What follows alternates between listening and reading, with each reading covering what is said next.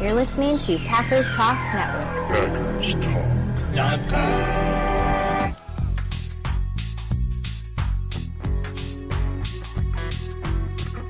You're listening to No Huddle Radio on the Packers Talk Radio Network, your home for in-depth and thoughtful Packers analysis. I'm your host, Gil Martin. My co-host is my good friend, Sean Tian. In addition to this show, I write for the PackersPost.com and Cheesehead TV. Sean was a TV sportscaster in Minnesota.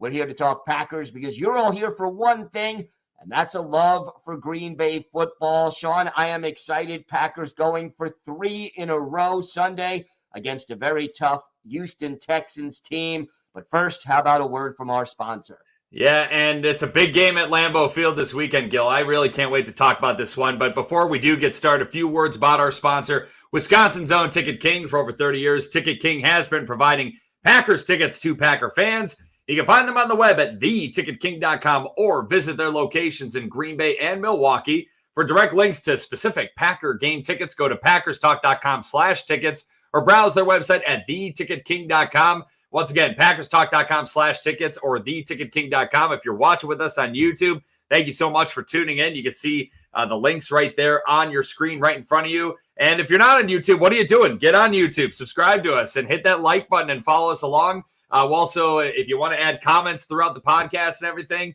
we love to read them live while we're on the air. And also, if you have any predictions for this weekend's game, put them in the comment section as well. We'd be happy to read them off and see how they compare to Gil and I, who seem to be thinking on the same wavelength quite often, Gil. Yeah, there's it's a little different, but it's pretty similar. But we'll get to that. Yeah, we'll get to that at the end of the episode. But Gil, obviously, the Packers coming off their second straight win, big win. But the only negative that came out of that game was Braden Narveson missing another kick, his NFL worst, 5th missed field goal of the year. So what'd they do? Well, they gave him the boot. Braden Narveson is gone, and they've signed veteran kicker Brandon McManus. Bit of a controversial signing on the outside, but it's a move that seemed like it was well thought out by the Packers organization, and it's a move that they kind of had it made from a performance standpoint. Well, they had to move on from Narveson. I mean, he was last in the league in kicking percentage when it came to field goals. Didn't miss an extra point. Give him credit for that, but the inconsistency was just too much to overcome, and it just didn't seem to be getting any better. I mean, I was rooting for Narveson. I really liked his personality, but it just did not work out, and it didn't seem like he was going to fare well as the weather got colder and windier and wetter and all of that. So, I understand moving on from Narveson, but as you mentioned, McManus, there is some controversy there. Hopefully, there are no issues going forward, and hopefully this also upgrades the kicking position, which has been a problem now for more than almost a season and a half. Let's put it that way. I miss Mason Crosby. I miss prime Mason Crosby. But in case those who are wondering, who are following along, who don't really know what Brandon McManus, what happened with him, well, he last kicked for the Jacksonville Jaguars before signing with the Washington Commanders during free agency in 2024. But then the Commanders released McManus less than 3 months later after 2 flight attendants, while McManus was a member of the Jaguars, filed civil lawsuits against McManus for assault and sexual assault while he was a member of the Jaguars. McManus did tell the media the other day after he got signed that the civil lawsuits have been resolved. The NFL also cleared McManus on September 30th after an investigation noting that there was insufficient evidence of a violation of the NFL's personal conduct policy. Packers general manager Brian Gutekunst, who usually doesn't talk to the media until around the trade deadline. He only has to talk once per year to the media. He actually spoke with the media on Wednesday. He said the organization did their due diligence. He had a conversation personally with McManus as well, and they are very comfortable with the situation going forward. So it just, you got to, obviously, what happened with McManus, what was involved with him, it's very controversial, and you hope to God it's not true. You hope that it's not true what happened. It wasn't, he said the civil lawsuits have been resolved, and you just got to go with that. And you also just have to have faith in the Packers that they did the necessary homework to make sure that this is the right signing, because, again, the guy was cleared more than a couple weeks ago. You got to think that the Packers were thinking about this since September 30th, and they felt good enough now where it's like, okay, let's move forward, and we feel good about the situation. Yeah, hopefully the due diligence proves to be true and that McManus handles things better going forward. And then obviously the other important aspect is on the field. Can he get the job done? I mean, to be better than Narveson, who had the worst field goal percentage in the league, not a high bar at this point, but the Packers definitely do need improvement in the kicking game. And, we're coming up on a game where the 4-2 Packers are facing the 5-1 Houston Texans. It could be a game where kicking is important. And just some quick background, too, with McManus. He's entering his 11th NFL season. In his career, he's 81.4% as a kicker, which is actually lower than what Anders Carlson was last year's rookie. But big number here, Gil, 90.8% kicking from attempts within 49 yards, where the Packers have had massive struggles. Braden Narveson hasn't even attempted a field goal over 50 yards this year. This Packers offense has been so good. They just need consistency within 45 yards, even within 40 yards. And Brandon McManus, the numbers show that he can do this and he can do it on a consistent basis. Yeah, and that's important because it really changes the entire strategy of the offense. I mean, we have seen the Packers go for it on 4th and 4, 4th and 8, 4th, and at a certain point that could come back to haunt you because eventually the odds are not in your favor when you go for it and you're making a lower percentage attempt by going for it on 4th and long because you don't have confidence in your kicker. It could cost you a game if you miss an extra point, if you miss a field goal. Can't afford to have that going forward. The schedule only gets tougher from here. They don't need, an all-pro kicker at this point, although that would be great to have. But you need consistency and reliability so that, you're trying that 42-yarder to send a game into overtime or to win a game in overtime. You want to know that there's a 95% chance that your guy is going to come through. And you got to think, too, with the way how inconsistent Braden Narveson was in the short time with the Packers, it was definitely affecting how games were being called. You can't have that worry as a kicker. It's just, and Brian Gutekunst said he usually doesn't have a lot of patience with specialists, but he said with this team, he feels like it's such a good group that they have that they don't want to be held back by inconsistencies at kicker. I totally understand the move. Let's hope it's for the better for Green Bay, for the Packers organization moving forward. Now, the injury report going into this weekend. Well, Devontae Wyatt, he's missed the last couple games with an ankle injury suffered against the Minnesota Vikings a few weeks ago in that loss at Lambeau Field. He's the only one who has not practiced all week long. Devontae Wyatt's a guy, man, that you haven't seemed to miss him tremendously the last couple of weeks, but I feel like this week going forward, Gil, you just hope that he can get healthy and be ready to go, but it just doesn't sound like he's ready to come back just yet.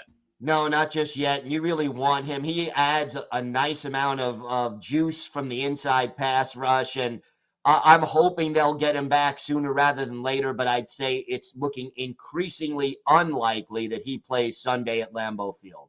And just some more extensive injury news for the Packers. Limited participants so far this week include corner Jair Alexander, defensive tackle Kenny Clark, offensive lineman Elton Jenkins and Josh Myers, tight end Tucker Kraft, wide receivers Jaden Reed, Christian Watson, and Dontavian Wicks, who suffered a shoulder injury after a catch and run in that win against Arizona on Sunday, and defensive lineman Colby Wooden. Good news there. First-round pick Jordan Morgan, not on that list after he returned from missing 3 straight games with a shoulder issue and returned on Sunday and played pretty darn well, as well as the whole Packer team did in general on Sunday in a big win against Arizona.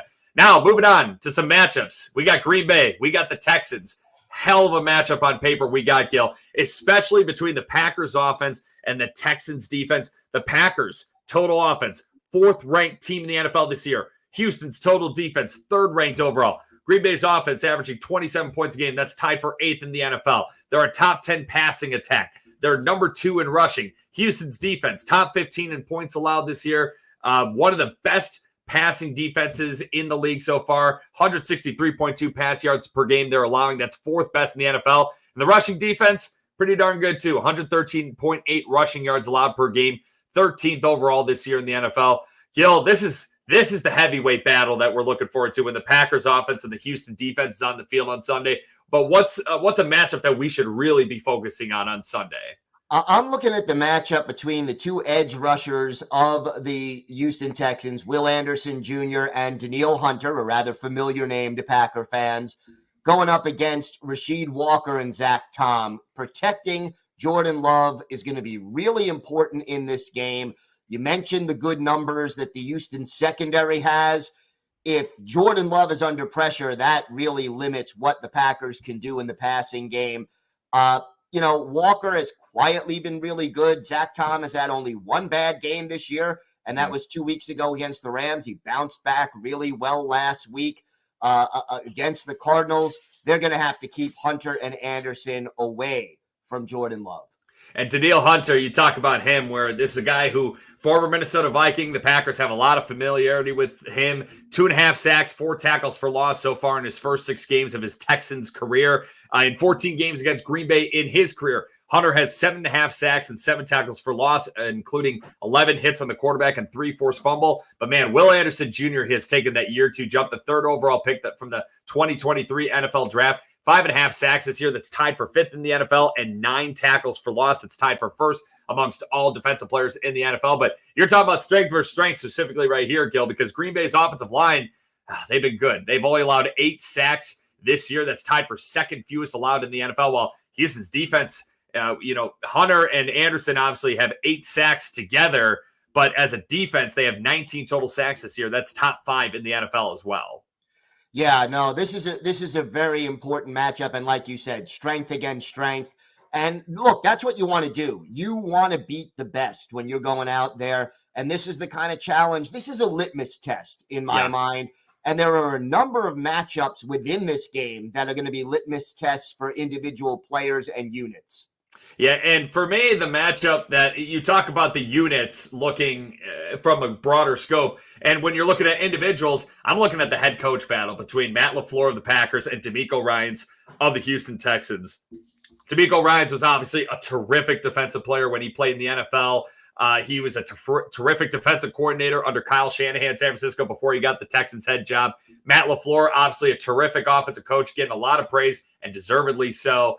And with these two, it's just a matter of who's going to win the chess match, because Matt LaFleur, it just seems like this offense can do anything right now. If they want to run the ball, they can run the ball. If they want to throw the ball, they can throw the ball. They've just been so good in general. The offensive line is good. Jordan Love is clearly getting more comfortable after returning from injury. The receivers are clicking with the unit. Tucker Kraft has been such a great tight end for them in this offense. And then DeMeco Ryans, he's dealing with a lot of injuries on the defensive side of the ball, but yet this defense keeps humming along, and they're playing really good complementary football to a really good Texans offense led by a really good Texans quarterback. It's just, these are just two of the best coaches in football, and we get to see this as a football fan. I don't even care if you're a Packers or Texans fan. As a football fan, this is the kind of game that you want to watch. And how is this game with this chess match and these two teams not on national television somehow? How is this a 12 noon Central Time start? I love a good chess match. And when you've got an elite play caller on offense against an elite schemer on defense, boy, oh boy, this is a game that I'm going to watch on Sunday and then watch multiple times the all-22 just to see the coaching schemes and how they went up against each other throughout the game. Iron sharpens iron too. These two teams are going to get better because of this game. They will on Sunday. Now, let's switch it over real quick to the Houston offense and the Green Bay defense. Houston's total offense this year, 6th ranked unit in the NFL. Green Bay's defense, the 18th ranked unit. Houston's offense is averaging just under 24 points per game. That's 14th in the league. Their passing attack, led by C.J. Stroud, has been very good. 256.3 pass yards per game. That's 5th in the NFL. The rushing attack's been pretty darn good, too. 118.8 rushing yards per game. That's 14th in the league. Green Bay's defense, hey, they've had their moments. They played pretty darn well on Sunday in that win against Arizona. They're allowing just over 20 points a game this year. That's tied for 9th in the NFL. The passing attack, it could be better. The passing defense could be better. They're allowing just under 229 passing yards per game. That's 25th in the league. But the rushing defense, 110 rush yards per game. That is 8th in the NFL. That is a nice sight to see that the Packers have a top 10 rushing defense right now, which has been a huge, huge struggle for so many years in Green Bay. Gil, between the Houston offense, though, and the Green Bay defense, I obviously was touching on C.J. Stroud a little bit, and the Packers defense obviously been very takeaway heavy. What's the matchup we should be looking forward to watch? Because I know you and I are thinking the same thing. Yeah, there's a bunch of them, but the first one that comes to my mind, Jair Alexander against Stephon Diggs. This is, Absolutely. I mean, you mentioned former Vikings and familiarity with players. These two guys went at it head to head when Diggs was in Minnesota. It's a great matchup. I mean, no Nico Collins, so that's one Yeah. less weapon to worry about, but the Texans are still stacked as far as, having receiving options. Diggs is still the most dangerous, and you want to see Jair Alexander and Stephon Diggs go head to head. Another one of those great games within a game that I'm looking forward to watching.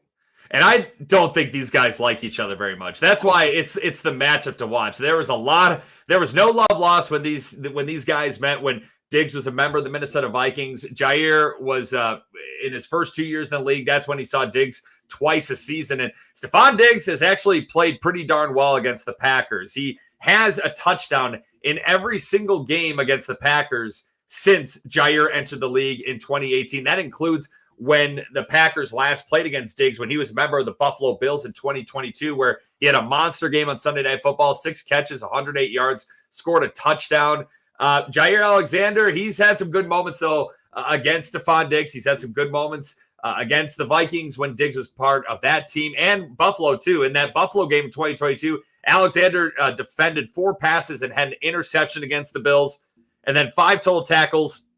2 passes defended in 2 games against Minnesota in 2019. He had 15 total tackles, a half sack, and an interception that was wiped away by a BS Clay Matthews roughing the passer penalty in 2018. A game that I didn't forget because it ended in a 29-29 tie, and that interception that was wiped off the board because of a bogus penalty would have resulted in the Packers winning that football game. But it's a spicy matchup. Stephon Diggs has been really good this year. 37 catches, tied for 4th in the NFL. Also has 3 touchdowns, just under 400 yards. And he's going to be the number 1 guy. You mentioned Nico Collins, the NFL's leading receiver. He's on injured reserve. The Packers won't see him this weekend. So, yeah, this is the spicy matchup that we all got to be looking forward to. Yeah, this is going to be fun, I think, and it's going to be great to watch. And, one thing, if they mic these guys up, they better be ready with the bleeps. Oh, I don't think they will. I don't think the trash talking out there on the field. I don't think they will, mainly because I think the production crews would be like, "Hey, this is way too much work that we need to do."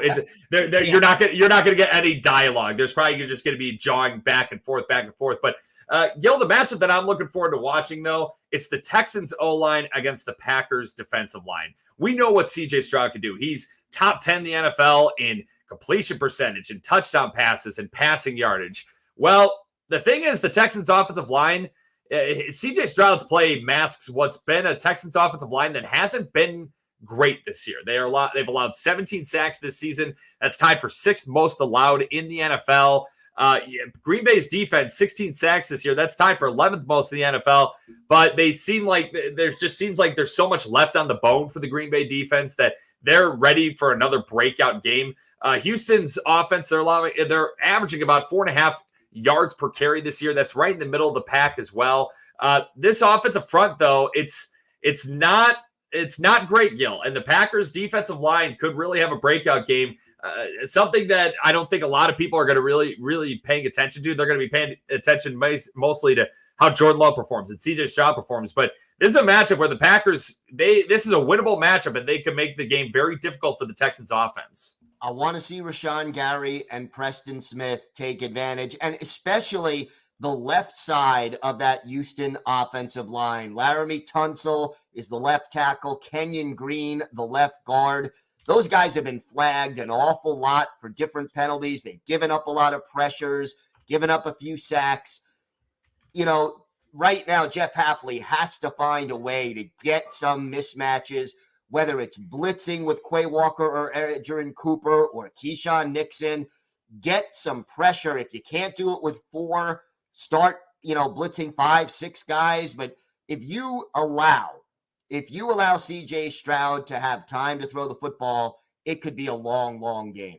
Yeah, absolutely. And Green Bay's defense this year, even though the passing defense statistically has been great, they're allowing an 84.0 opposing passer rating this year. That's 13th best in the NFL. Also 64.5% opposing completion percentage. That's tied for 13th best too. and 4.3 opposing rushing yards per carry allowed this year. That's tied for 9th best in the NFL. So in those nitty-gritty numbers, the Packers are performing very well, and they're performing at a high level. They're going to need all of that, obviously, on Sunday against a Texans team that is so good with such a good young quarterback. You really got to win. You really got to win that battle in the trenches on Sunday. Yeah, I mean, you win and lose games in the trenches. You know, what did Vince Lombardi say? Football is blocking and tackling. If you block and tackle better than the other team, you're going to win. And, controlling the line of scrimmage on both sides of the ball is going to be critical for the Packers and the Texans. And another thing that's critical is taking the ball away, which the Packers did 3 times in Sunday's win against Arizona. They lead the NFL in takeaways with 17, 1 away from matching the 2023 season total. Just an absolutely amazing turnaround on that defensive side of the ball. Packers so far this year, they are +9 in turnover ratio. That's first in the NFL. Texans dead even at 0, tied for 13th in the league. Penalties. Well, Green Bay faced an Arizona team that was so penalized so infrequently, and they just committed penalty after penalty on Sunday. Green Bay's offense has the 6th most penalties this year in the NFL. The defense right in the middle of the pack when it comes to penalties. Houston's offense, this is interesting, 51 penalties on the Houston offense this year. That is most in the NFL. The defense, well, they're tied with Green Bay with 37 penalties total, tied for 15th fewest for both those teams this year. And then third downs, the money down. Green Bay was much better against Arizona on Sunday than they were in the previous game against the LA Rams. 40.5% converting on third down. That's 16th in the NFL. The defense, 36.2%, 16th as well. Houston's offense, 41.5% third down conversion rate on offense, 11th best in the league. And then on defense, well, Houston's been pretty darn good on third down, 34.2%. That's 10th best in the NFL. Gil, a lot of numbers right there, but it just seems like a game where you look at those numbers where, man, these teams are pretty darn similar. They are pretty darn similar. And I think a lot of it is going to come down to which team does a better job of avoiding third and long. I think, and that's going to come down partially to the running game. And I think you're going to need to see Josh Jacobs and Emmanuel Wilson, and don't be surprised if we're seeing Jaden Reed and Bo Melton on those end arounds and jet sweeps. But, if the Packers can run the football offensively, not only do they stay out of 3rd and 8, 3rd and 12, and all of that, but they also keep that Houston offense off the field for longer, and that's an additional bonus because you don't want to keep giving Houston those chances to move the football. And Green Bay, they have all the opportunity in the world to really have a big game on offense. They're a top 10 unit in pretty much every major statistical category on offense, and they could really have their way, especially against a beleaguered and kind of beaten up Houston defense right now. So far this week in practice for the Texans, guys who have not practiced include linebacker Azeez Al-Shire, cornerback Kamari Lassiter, linebacker Henry To'oto'o, safety Jimmy Ward, and wide receiver Robert Woods. Also, who has not practiced this week for the Texans, defensive tackle Foley Fadukasi. And then limited so far this week of practice, probably going to play for the Texans this weekend. Running back Joe Mixon, left tackle Laramie Tunson, 2 very good players.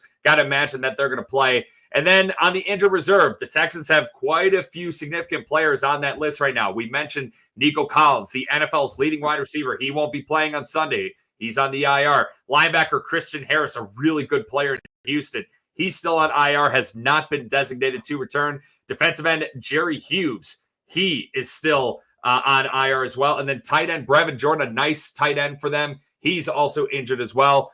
Gil, pretty beat up Houston team in comparison to the Green Bay Packers. But given all the facts and figures and all the news and notes that we've kind of touched on this episode, why do the Packers win on Sunday? The Packers win on Sunday if they do win the time of possession battle, and they have to give Jordan Love time to throw the football. I think they're related, but I think those two things are critical. And then get pressure. If they get enough pressure on CJ Stroud, their chances of winning go up significantly. I think the big thing for me is if Jordan Love keeps progressing the way he's been progressing ever since he returned from that knee injury in week 1 in Brazil, it's going to be hard to stop this Packer offense. I don't care if it's the best defense in the NFL or the worst defense. Jordan Love's really clicking right now. This offense is really clicking at the right time just in time for a really good football team to come to Lambeau. And then also, if the Packers can limit the Texans in the first half, they've been a darn good second half defense. If they have a lead and they hold that, they've shown the last few weeks they can hold defense, they can hold opposing offenses down for quite a bit in the second half. The adjustments at halftime have been really, really good for the Packers so far this season. Why did the Packers lose, though, on Sunday, Gil? Well, they lose if they lose the turnover battle. Let's start with that. I think that's vital. And then if they do not protect Jordan Love, if Love is running for his life and cannot find receivers, because you're talking about a very good Houston secondary. So to me, the team that gets more pressure on the opposing quarterback has the advantage. And if the Packers don't pressure C.J. Stroud and Jordan Love is getting pressure, the Packers could be in trouble. If the Packers get in a hole early and they're forced to play hero ball, if Jordan Love's forced to play hero ball and they abandon the running game, that's a recipe for disaster for the Green Bay Packers. Get an early lead, or at least stay competitive, stay within a touchdown, and stick with what you do. Just run the balanced offense. Hopefully you can get to C.J. Stroud a little bit. Hopefully you can get some turnovers. Hey, the Packers have had a turnover in every single game this year. If they don't get a turnover on Sunday, they will not win this football game. They have to get at least one. At least one. If they don't get one, they're not going to win. And they have to be no worse than a -1 in the turnover ratio. Because this is you can get away with not winning the turnover battle against a mediocre team, but against a 5-1 team whose only loss is to an undefeated team, you darn well better be ready to bring it and there's no margin for error. We have a viewer who actually chimed in with a Packer score prediction. Anyone else who's following along, please chime in right now. Before it's too late, we're going to have our predictions real quick for the game. Gil, what is your prediction for Sunday between the 5-1 Texans and the 4-2 Packers? Yeah, this is going to be a close game. This is going to be an interesting game. I don't know why. I just have sort of a gut feeling that the Packers are going to fall just short. This is going to be a competitive game. It's going to be a high-scoring game. I think whether it comes down to a big return on special teams or an untimely turnover or penalty, I have the Texans beating the Packers 34-30. Yeah, Gil, this is a tough one. This is a tough one to predict, where these two teams seem so good, but the Packers are at home. I think the Packers have the better rushing offense. I think they're going to control the ball a little bit better when they're on offense. The Texans' defense is a little bit decimated right now. If they can contain Will Anderson Jr. and Danielle Hunter and not let those guys take over and just do their thing on offense, I agree with Matthew Tan, who has the Packers winning 24-17. I don't have them winning 24-17. I had the Packers, though, winning 34-31. So essentially, we were 1 point different in the score. We just had the teams flipped, Gil. So yeah. I had the Packers winning 34-31. And I mean this all out of love, Gil. I hope you're wrong, and I hope I'm right. So do I. Hey, we agree. Hey, we agree. Wrong. we agree on agreeing. So, yeah, I can't wait for the Packers to win on Sunday and be like, in your face, Gil. Gil, I will not take it personally. Yeah, that is fantastic. You're a big boy. I know you can handle it. So, articles coming up this weekend. Cheesehead TV, Packers Post. Obviously, a big game that's going to have a lot of eyeballs on it. Even though it's a noon kickoff, it should be a later game. But hey, that's a discussion for someone else. That's not our ballpark. That's not our wheelhouse. What articles do you have coming up this weekend on Cheesehead TV and Packers Post before Sunday's tilt? Well, for the Packers Post, I took a look at how the receiving and tight end depth of the Packers have already been tested this year and how they've been able to overcome some of these suspensions and injuries that have been they've had to deal with. And then, obviously, for Cheesehead TV, I talked about some of the differences between the way the defense has played under Jeff Hafley as compared to Joe Barry.